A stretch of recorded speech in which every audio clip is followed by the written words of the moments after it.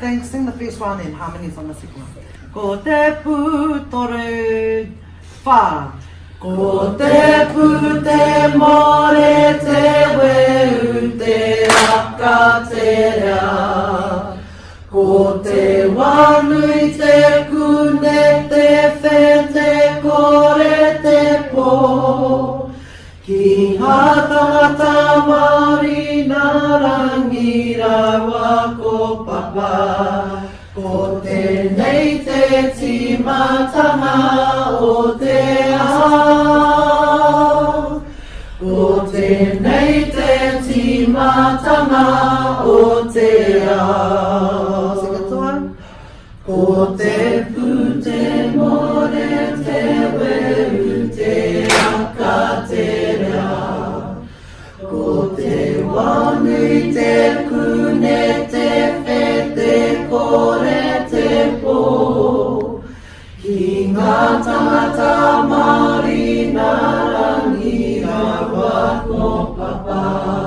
Ko tēnei te timatanga o te ao. Ko tēnei te timatanga o te ao.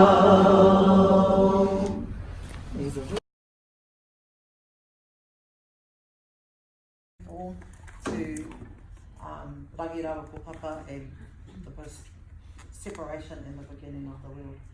So all these, from Ko te pū down to te pō, they all describe